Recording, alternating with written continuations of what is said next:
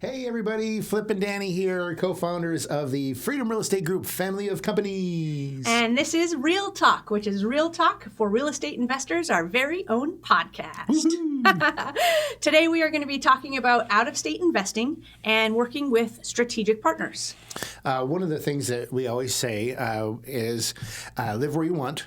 Invest where it's smart, yes, which is very important. Now, it's funny, you just said that about out-of-state investing. Mm-hmm. It's funny because it actually could be out-of-country investing because we actually have a lot of investors that work with us that are many, many, many thousands of miles away from us outside the United States. Switzerland, Israel.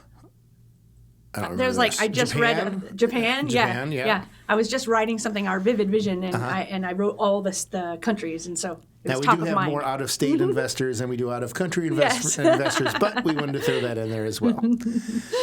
Absolutely. So we've kind of broken this down into three categories of the 3 steps that we feel like you should take because we do the same thing. Mm-hmm. In fact, we moved from Arizona to Ohio so that we could actually build our company and business in a state in which we loved.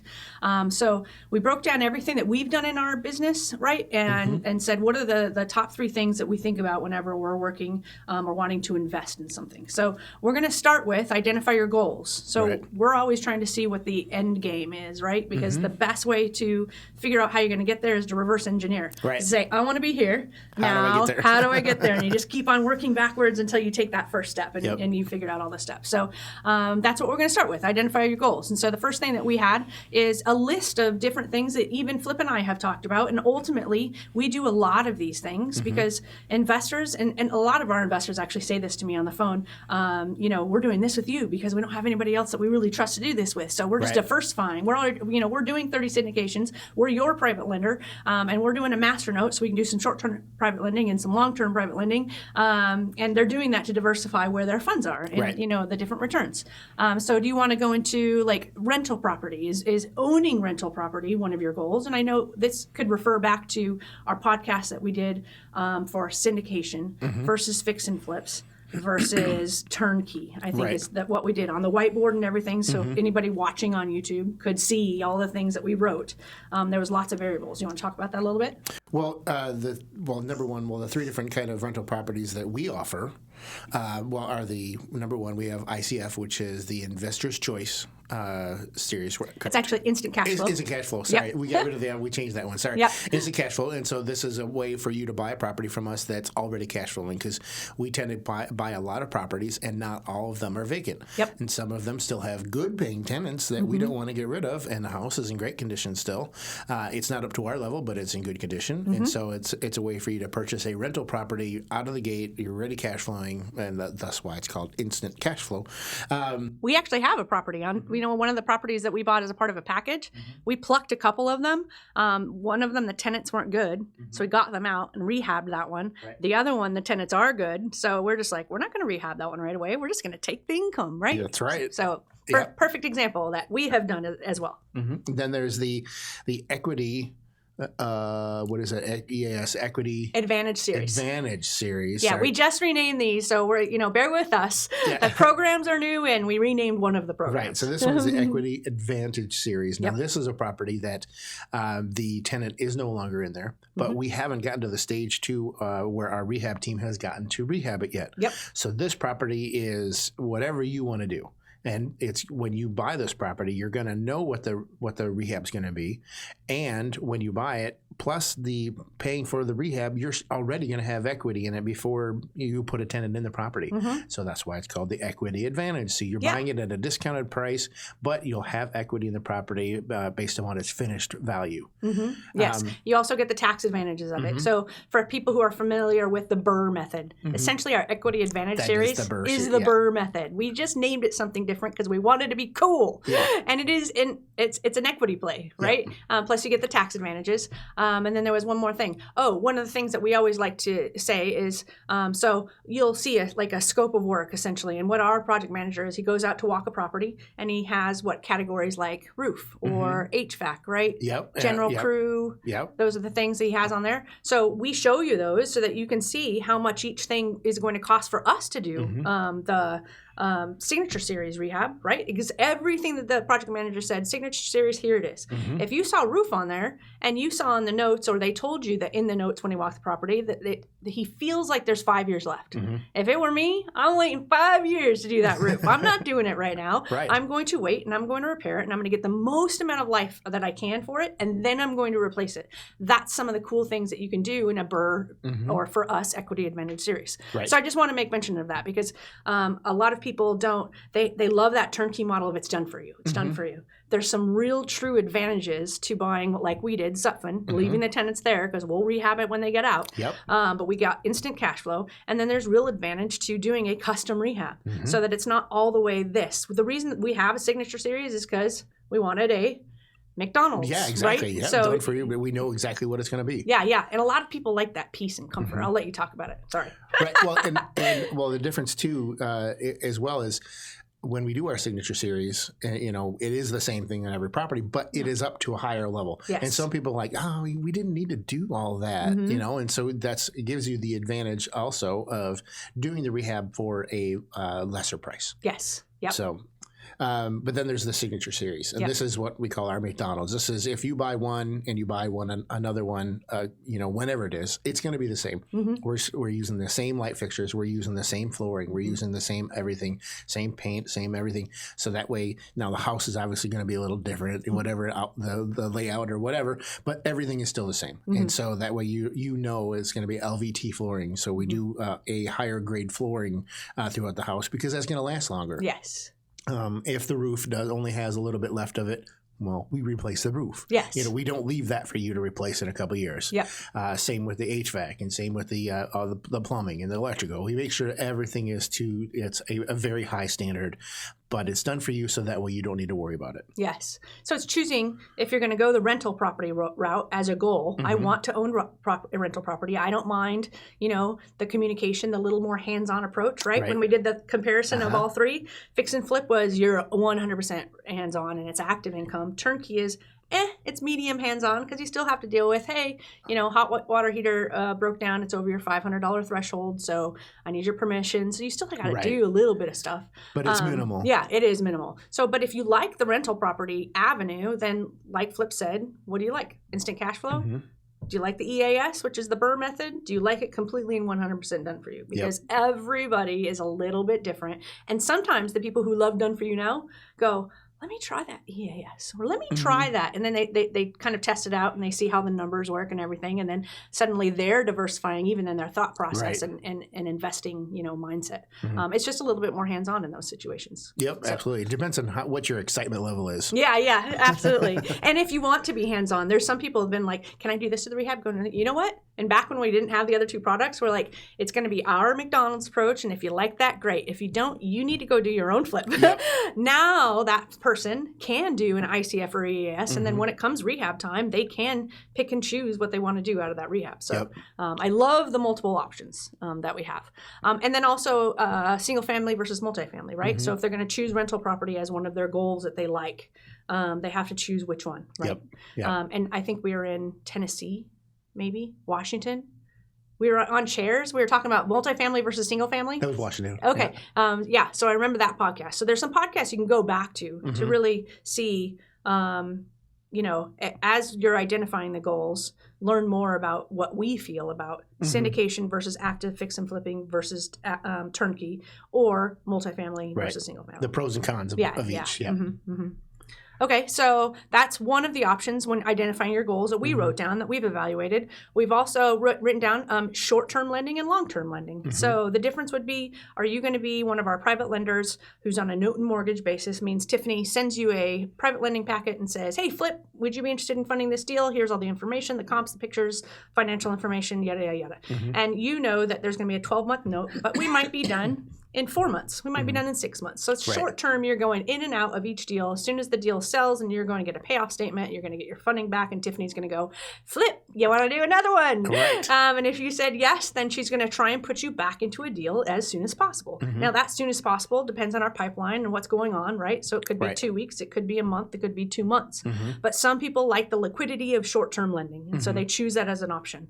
And then long-term lending is the people who like lending as one of the things that they do do with their funds, but they want the longer term. Mm-hmm. So they've invested with us for like in a master note, which is a term of 5 years, but it renews every year. So every single year they've got some type of option in order to say, hey, I'm going to give you just heads up that I would like to get this funding out. Now, we don't always open up the master note program because we don't always need master note investors. But we are going to start creating funds that do a little bit of the same thing. Because it's going to be a fund, it's SEC regulated, so it won't be as easy, I would say, as the master note, because master note is really an attorney-written agreement that if somebody called me up and said, hey, I know the note says this and blah, blah, blah, well, I'm just going to let me figure out how to make that happen, because it's just between me and you. But if it's an SEC regulated fund, we really have to do a good job of following all the rules. So that would be long-term lending. I have money to lend. I want to diversify my money in this way. But I want to be hands-off. I don't want Tiffany having to send me a funding packet, having to get a payoff statement, having to then invest again, which isn't hard. I mean, I laugh when I say all that because it's not hard. We made it so super simple. But, some people don't want to do even that little bit. Well, I think we're a little spoiled, too, because whenever we have to wire money, we can just go into my office and wire money. Yes. Not everyone else has that, that ease of being able to wire money. They've got to go to their bank. Their bank might not be right down the street. I mean, we knew one person that they had to move money from one account to the other account. Then they had to wait for 2 days for that account to show that money was there. And then they had to wire that money, but that bank's only open on the third Tuesday of every fourth month. So it's not always that easy. Yes. So we laugh about it, but it's some people it is an ordeal, and they're like, I don't want to wire any more money. Yeah, I want to do something once and have it, let it sit there and get the rate of return. And other thing I wanted to talk about on the short-term lending too, it also depends on how much that you're investing too. Because if you don't have, if you have a smaller amount, we might not be able to fit you into a deal for, like you said, 2-3 months or whatever. But if you have a much larger amount, well, that's usually easier to get you into a deal. Yes. So that also depends. One person only had $50,000 or $60,000 or whatever.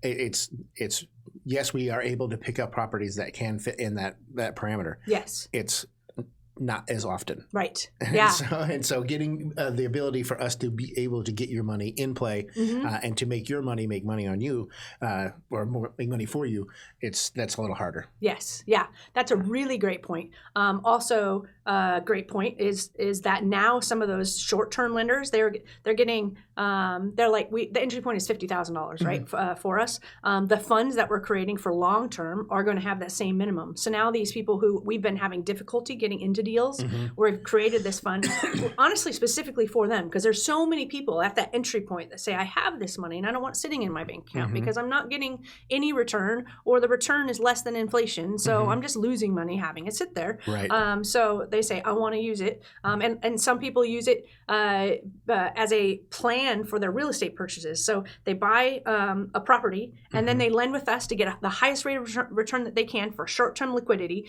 And then they pull the money out and they keep on doing that until they've saved enough down payment of extra money, as opposed to including that, because they're saving every single month. But this was a way for them to go, I can pile on more money if I just take this amount and put it with you on higher interest. So they're just using that technique of, it's very, very interesting. I love talking to people and listening to all the different ways that they're trying to figure out how to diversify and which tool is going to really help them hit their goals. So we've gone over as far as identify your goals. You could be somebody who wants to invest in rental property and own it yourself, short-term lending and long-term lending. And then the last one we have here is long-term equity. This typically is going to be the syndication route that we talked about, right? Where you're going to be an investor, not a lender, in the company that owns the big, so 384 unit in Florida. Right. The people who invested money in that are part of the investing group. They're limited partners who are part of the investing group that owns the company that owns the 384 units. So different than being a lender, which is, you're a debt partner, essentially. You've got the note and mortgage, you've got that protection piece of the security. There's a little bit more risk when you're the equity piece, because hope we do good. And if we do, these are going to be your returns. The great thing about the Florida complex is the limited partners that are investing money, they are preferred, right? So we have to make money right. in order for us to get paid because we're paying them first before we even make anything. So looking at the structure, if you're going to be an equity partner, understanding the risk that's involved, looking at the structure of the deal and what it means as far as how much risk that you have and and how much return that you have. So that is the last one, I think. 1, 2, 3. Yeah, we had 4 listed as things you and I have talked about in terms of diversifying our investments. So that's where we would start for identifying your goals is which of those investments do you want to go into? And if you're already in one, do you want to go into another? Which one? So once we've made a list, then we list the pros and cons of each one, which we won't go through the pros and cons of each one. We sort of did it a little bit just talking about it here. And in the other podcast about syndication versus turnkey versus active fix and flip, we literally went through a lot of pros and cons. So you can listen to that one. So that's what you would do as a next step. And then, so now we're down to number 1. We've identified the goals, we've identified the pros and cons, and we've chosen what we want to do. We decided on something, long-term lending. It doesn't matter. Right. And then, so number 2, the next step is you're going to create the list of questions. So I'm going to relate this to what we're doing right now. July 1st, I said 1,000 doors in 12 months, and it was our mutual goal that we wanted 1,000 doors. I just decided to give myself a finish line because that's how I do anything. If I give myself a firm finish line, if I make it aggressive, it'll push me super, super fast and hard. Right. And it's really... it means nothing. Like people have said, why 1,000 doors? And then, I do explain a little bit the simple math, right? That you did in the Felipe's pool, right? While we were in Cancun. But I said, it's really, it's not the benchmark that you think we have in our head. It's only a finish line. I just want a simple finish line in my head that tells me how fast I have to move in order to try and hit it. Because if we hit 500, if we hit 750, I don't care. Like, I'm not a person that goes, I didn't hit my goal. I'm just going to, do everything I can or die trying, I think is one of the things that I said on Facebook the other day. Because I would like to hit 1,000. But it's just it's not even a serious goal. It's a finish line that I would like to cross and make it happen, and I'm going to do everything in my power to do it. So this goes to the list of questions. Now that we have the goal, we've identified our goal, right? Then we said multifamily versus single family. Right. What do we decide? Multifamily. And why? Oh, well, I mean, you and I have been doing this enough that we've realized that with multifamily, it's, multiple properties under one roof. Yes. The ease and ability for our rehab teams to go in and rehab the entire building if we have to. The cost savings to that, too. The cost savings, exactly. For property managers as well, you have 40 units in one building instead of 40 single-family houses all over tarnation. Yes. And so those are just a few. Yeah. And we went through a ton in our multifamily versus single family podcast. But the other reason is because of the goal we decided. We accomplished number 1. We said 1,000 doors, 12 months. I might have been the jerk that said the 12 months, but it's because I like finish lines. So because we said that, we ultimately said we not only like multifamily, but we have to do multifamily. Can you imagine buying 1,000 single-family doors in 12 months? That's just crazy. I think our title company would love us. Yes. But that's another good point. The cost, we went into that on our podcast about the cost associated with one deal versus buying 40 deals, and that's just one transaction, one closing cost, one inspection, one appraisal. So we ultimately said, hey, how fast can we get to this goal? Can we do it in 12 months? Well, what are we going to do? We could buy 10 100-unit buildings. We could buy 5 200-unit buildings. We could buy 3 300-unit and plus 1 100-unit. There's lots of ways that we can buy large things, one transaction. It's going to take a while. There's a lot of doors to inspect and figure out, but that's okay because it's a big chunk as opposed to one at a time and all the costs and the pain, essentially, the pain associated with buying one at a time. So we chose multifamily. Right. For all the reasons that we just talked about. So you're going to be on number 2 because you already defined your goal, and you're going to start with, if you said rental property, you're going to decide if you're going to do multifamily versus single family.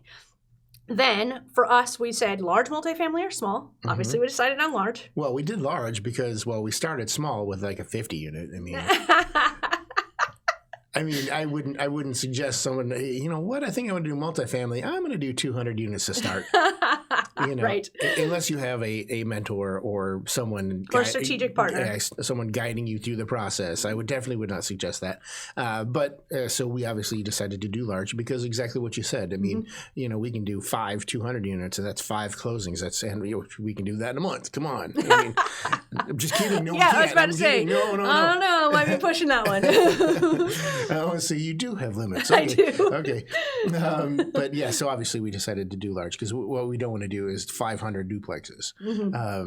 So it's not that that's bad, but it would just take a lot longer. Yeah, for sure. So that was the next thing on our list for questions. And we decided on large. The type of fund, whether we wanted to do a debt fund, an equity fund, what does that look like? How is it structured? We have done one fund so far with a 384 unit in Florida. It was a 506B, which meant friends and family. It was an equity fund. Which means we're giving some risk to the investors because they are part of they're the limited partners that own the LLC that owns essentially the building. So we have to figure that out for this. And we're actually now exploring ideas on how to create funds for even our short-term private lenders so that they can dump $50,000 and still keep it liquid enough that it makes sense for us to spend the money on a fund because it's not cheap, but gives them the ability to fund for longer time. And so, like, our attorneys, like, when we can have a menu of options. If you invest this much or this much, exactly what we're doing now. If you invest 50 or 100 or 300, that affects your interest rate. If you're investing for 1 year or 2 year or 3 year, that affects your interest rate. So the amount of interest is a combination of how much and for how long, which is really super cool. So you got to figure out that. That might not apply to everybody. We're kind of going, pretty big at this point in time, but it was on our list, so I wrote it down. And then areas. So we had to figure out where we wanted to invest. So I'll let you talk about this. Well, for single family, that's why we moved back here to Ohio. Yep. And I say back because I was born here. Yeah. That's why we moved here. The cash flow was way better for the purchase price of the properties. Yes. Living in Arizona, we weren't even close to this cap rate that we're getting here, and we wanted to be boots on the ground and just really dig in. Yeah. So that's for single family. Now, multifamily. It's a little bit of the same thing. I mean, there's areas that are going to be really good for multifamily, and areas that are not going to be very good. So it's doing the research. You want a good, blue collar type of area, which is where we did our 56 unit. Yep. B and C class areas. B and C class areas. Yep. And then when we grow up and get to be adults in the multifamily world, then we'll go to the A class areas. I don't know. It's not as good cash flow. You can go to A class. I'm sticking in B, C. Those are the areas that we want to go to, and they're everywhere. Yeah. Yes. But particularly, I love where we're located in the Midwest because cash flow means everything. I guess A-class, I mean, it's great for appreciation and I guess luxury, so that might be something we explore. I'll never say no, but I love cash flow. It's that's what I'm in for. I want passive income and I want a lot of it. Right. And so I love B and C type areas. So we are so close to states that have we're in the great, middle of it right now. Yes, cash flow. So we're just fortunate. So you got to decide what areas that you want to be doing, whatever it is that you're doing. If you're working with us, then you're going to be doing it with us wherever we are. So obviously a lot of Ohio stuff because that's our backyard, but Kentucky's right over here. Indiana's right over here. Tennessee's right over here. North Carolina, not too far away. Right. Michigan. So there's lots of places that we can touch easily and be hands-on and still be able to drive there and identify our own strategic partners for those areas that'll be their backyard, but we're not far away. It's not even a flight; it's a quick drive. So that's one of the things that we identified. So we have our list of areas. The next one is the type of partnerships. So, funds are a type of partnership. So what we did on the Florida complex, right? That was limited partners and general partners. And that's how we partnered together to get this deal done. There's also, forget about the fund. Let's just work with one other person. We're going to do half the work. They're going to do half the work. We're going to split the profits 50-50. Let's work with 5 other people, and each one of us is going to do what we're really great at, and we're going to identify the split based on the work involved. Some people are going to be working the length of the investment. Some people are going to only work on the front end or the back end. Right. So figuring out what that partnership piece looks like. And so that was our list of questions. We are still exploring the partnership, although we've already talked to a few people with really good ideas and experience in the space and what they've done previously. So we love what we've learned now. We'll probably do more partnerships with people as opposed to funds, but we're still, that's the 2 big pieces. I think we're still going, right. What do we want to do here? Is it going to be a fund? Is it going to be pure private lenders? Are we going to, we're actually, I'm talking to Packer today about our first goal with every property that we buy is owner financed. So ideally, many people will go and get the bank financing for 75%, and then they fund 25% from themselves, a private lender, multiple private lenders in a fund. So there's all these ways to do it. Ideally, it'd be great if the seller doesn't want their cash right away. Right. They actually want income. Right. And they're going to finance the whole daggone thing for us. So now we don't even need, now it's really strategic partnerships that are doing the work that get to create or be a part of the equity and the growth of this building or whatever it is. But then you could also have the seller, you can tell them, Flip, I'm going to give you 75% down, and then you're going to fund 25%. Right. And so you create a note just for 25% of the purchase price. These 2 options allow you to give sellers a higher purchase price.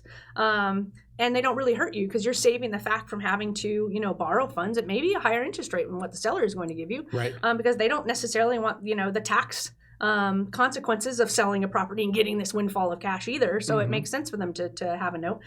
So we've got that because if we put 75% down, what that means is it's a bank loan, right? We're still just going to the bank and the seller is actually funding the down payment. You have to disclose that to the bank, of course. But as long as the bank's okay with it, that's like kind of strategy number 2 for us. So there's all these things that we're exploring right now, which is kind of the point of number 2. What's your list? Now that you've identified the goal, what's the list of questions you have to answer so that you can figure out what are you doing strategically? And now that I'm talking to Packer about, this is the first option, we want to go after this, then option number 2, then option number 3, all cash. And the price is going to change at each interval because we'll pay higher for, a seller that's going to own our finance. Right. What do you want to add to that? Sorry, I was just going off because of all the conversations I'm having right now. Creating the list of questions is, this when we get down to the types of partnerships, there's, going through all of that. Yeah. It's, especially with multifamily, it's not nearly as fast as single family. Single family, somebody sends me an address, I can evaluate it, just send out the rehab guy, it's only $20,000, let's do it. We'll close next Friday. Yep.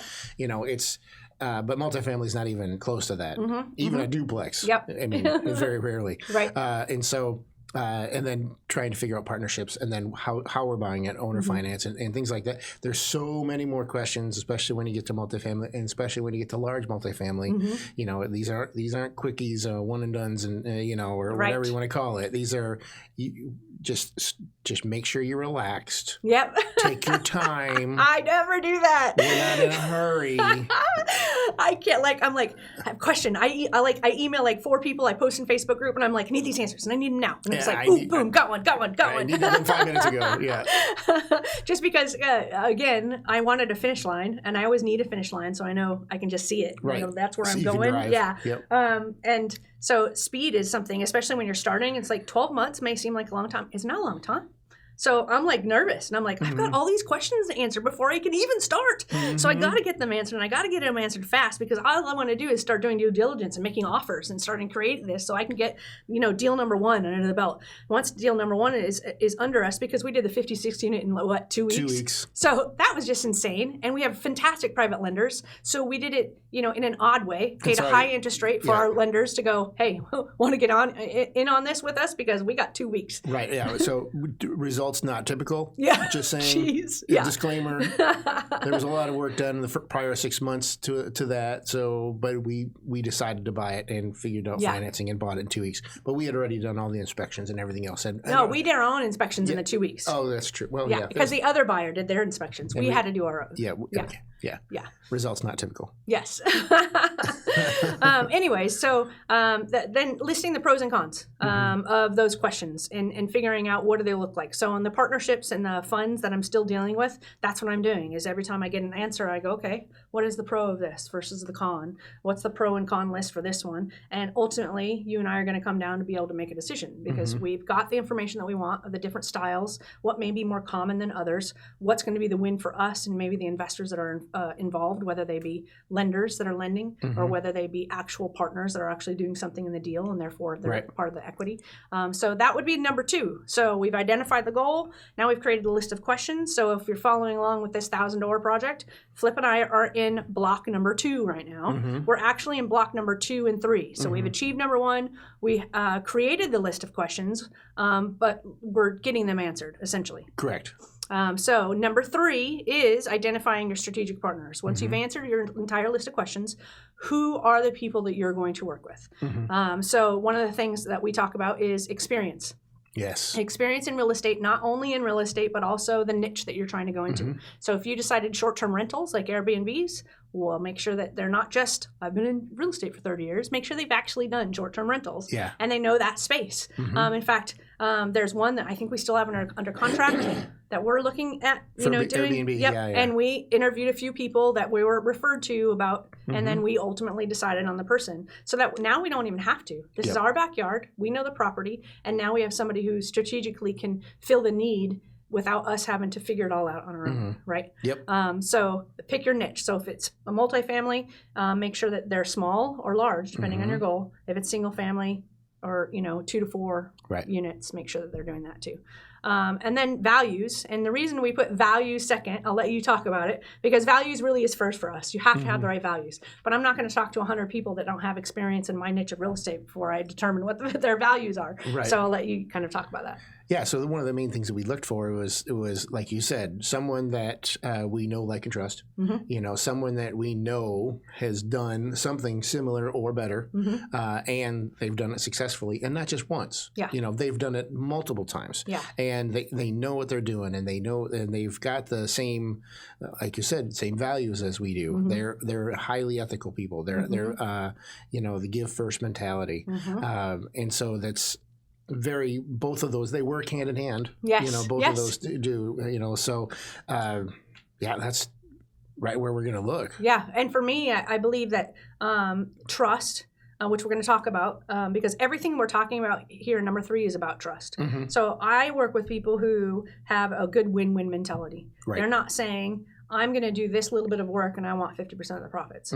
Right there, you just told me you're not a win-win person. That broke my value chain. So I'm not going to work with you. Yep. And so also, you don't really know this until the end, but I think you have the instinct or gut feeling when they go through that win-win mentality. I want 50% for only doing this part. You're not win-win, which means at the end, you're probably going to be like, well, I did this, and I don't think I should be getting this. I think I should be getting this instead. You're going to cause this friction, this problem, and there's going to be just issues. So it's a no when it's not a win-win type person, because I'm trusting at the end of the deal, if they are win-win, how it all works out. It's not a problem. I trust them and how we agreed upon it. Obviously, everything is in writing. The larger things you do, we have both done handshake type stuff before, but the larger stuff we do, we get all the attorneys involved, and we just go, okay, let's make sure that we've covered everything up front, because we don't want to have any questions in the back end.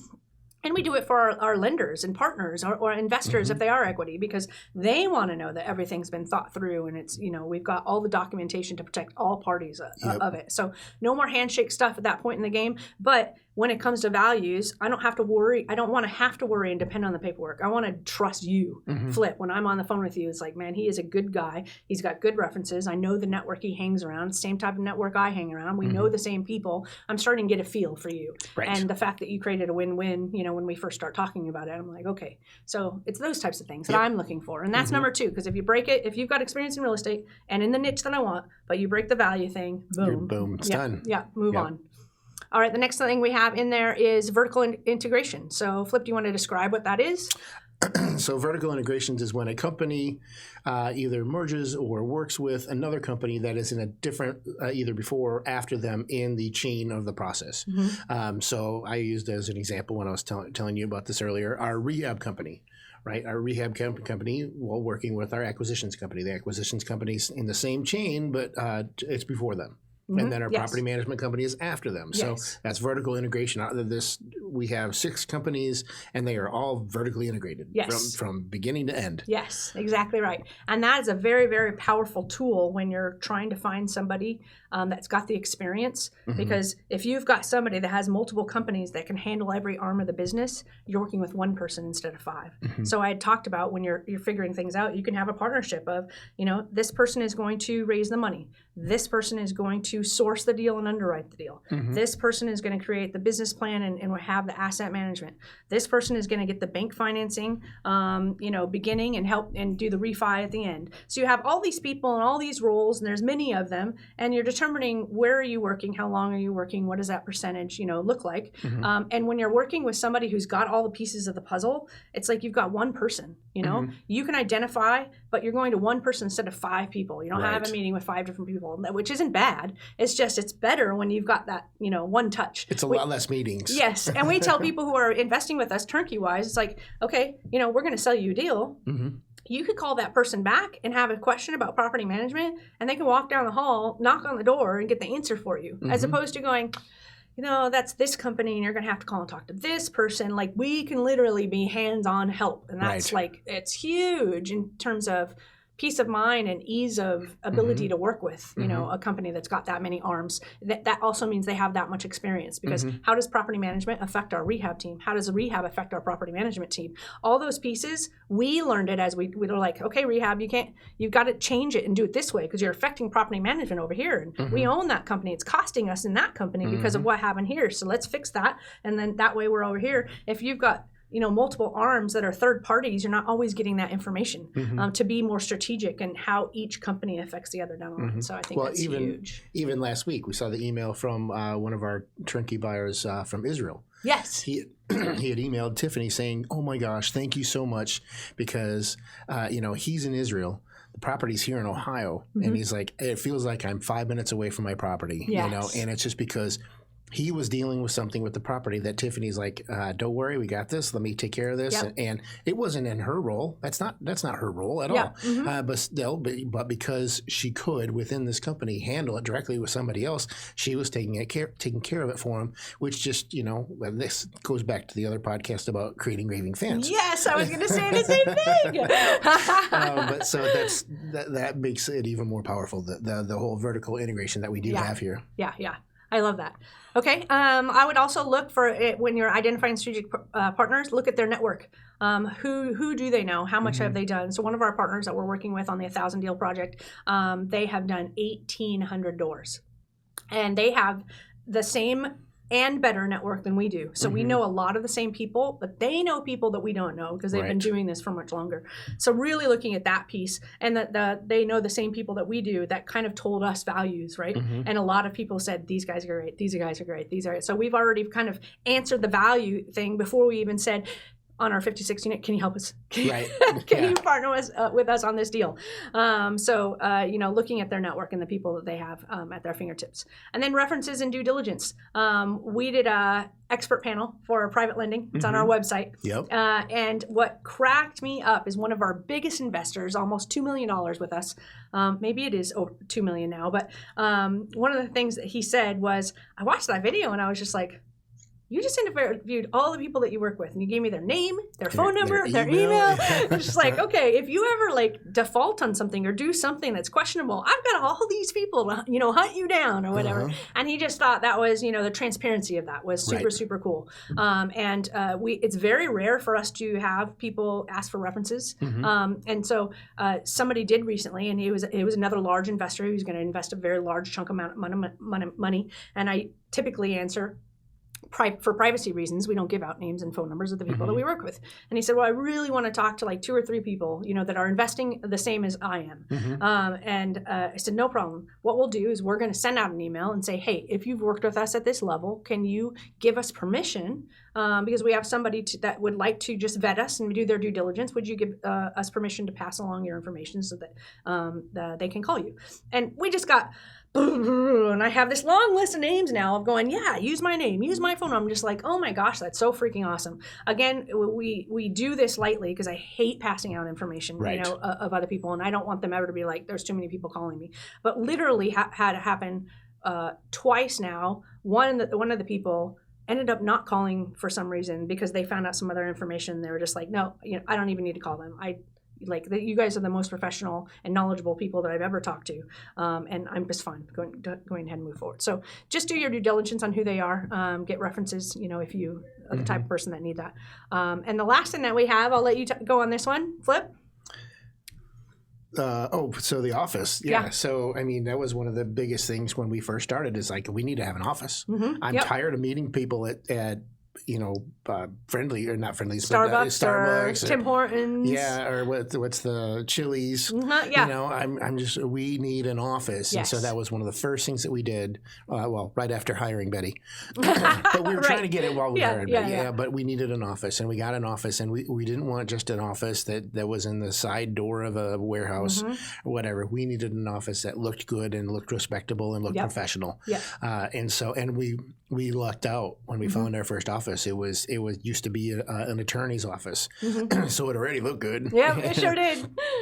So that was the first thing, and then we were there for 3 years, and now we needed a bigger office. And this what used to be a real estate office, actually a property management office, and it's awesome. It's got a great feel to it. It's got it's got great offices here. We got training rooms. We've got larger rooms for other warehouse needs or whatever. But we've got this video room in here. We sort of created this. It was supposed to be an office. We stole it. But it's so that they can come visit us. We're right off of a highway, so they can it's real easy to get to. But they can stop by. We'll give them a tour. We'll meet with them, whatever they want. But it also adds more to the credibility. We're not working out of our garage. Yes, yeah. You can touch and feel them, right? Because the internet these days, anybody can make themselves out to be whoever they want. In fact, we personally know of some local turnkey companies, and they're not necessarily local. They started off in another state, came to Ohio because it's a great place to invest and do turnkey real estate. But they are a website, essentially. You don't know where their office is. You can't really go touch and feel. And you don't know who they are. And they're the ones in the forums all the time going, this freaking company did this. And they even changed their name here locally because they had so many bad reviews. We're actually doing a podcast next week about, good turnkey companies. We'll totally get into that in more detail. But that sounds like fun. I know. I can't wait. We won't name. We're not here to bash anybody, but you really have to do your due diligence and know who you're working with. Right. Can you touch and feel them? Do they have a website with people's names and information? We've got every single team member on there. You come to our office, you can meet all the team members. That's how transparent that we get, and we do that because we don't want to work with a company that doesn't do that because I don't trust you. I don't have I need touch feel. I like the ones that the About Us on their website. You go to it and it's a stock photo of a family and it says we're a real estate company that strives to do great business and there's nobody's name on it. Nobody's. I'm like, oh, okay. Not working with you. Yeah, that's my first red flag. At least put people's pictures up there. Yeah. And hopefully they're real pictures. Yeah. I promise you can come to our office and you'll see real pictures. Yeah. So that's our list for number 3. So identifying strategic partners, and what we wrote down, we kind of put a little squiggly line next to these notes and said what number 3 is all about is trust. And I talk about this on the phone all the time when I'm talking to people. I said this is a trust-based relationship. We'll have tons of legal documents that do this, that, and whatever, but ultimately you're working with us because you know, like, and trust us. Right. And it could be just from a phone conversation. It could be from doing a little due diligence. It could be from seeing our vlogs or our podcasts or being on our website. It could be from different things, but you got to trust the people you're working with. Otherwise, just don't work with them. Yep. Because you want to have that peace of mind that where you're putting your hard-earned money is actually going to do a good job and provide the fruit that you're trying to get it to provide to meet number one, which is your goals. So as a recap, item number one, or step number one, was identify your goals. Step number two is create that list of questions. And with both of those steps, you're creating a pro-con list to be able to make decisions. And then step number three was identifying the strategic partners. So with our $1,000 goal, $1,000, not $1,000. I want to make a whole lot more than that. With our $1,000 goal in 12 months, we've already done number one, but we're working on step 2 and 3 right now. And so that helped us with out-of-state investing, which is what we're talking about, and figuring out who it is that we're working with so that we trust the people that have our backs and are a part of the investment that we're doing. So is there anything else that you think that we missed that you want to talk about? Not at all. Are you kidding me? We feel like we try to get thorough. That was very thorough, I thought. Okay, good. Well, we hope you guys enjoyed it. We hope you got a lot out of it. If you do have questions, feel free to comment. I think there's places to comment. I don't even know that for sure. For sure on YouTube, if you're watching it on YouTube, there's places to comment. But if you have questions, feel free to reach out to us. And if you have any other ideas for podcasts, like I said, we're talking about turnkey companies and how to decide who to work with and the pros and cons. We're actually going to do some of this for you live on the next podcast. So if you ever have stuff that you want to say to us, then say it, because that's what we're here for. So again, thank you for listening to our podcast, Real Talk, which is Real Talk for real estate investors. And we always like to end it saying, invest smart. Live happy. Bye, everybody. Bye. Nothing on this show should be considered specific personal or professional advice. Please consult an appropriate tax, legal, real estate, financial, or business professional for individualized advice. Opinions and information on this show are not guaranteed. All investment strategies have the potential for profit or loss.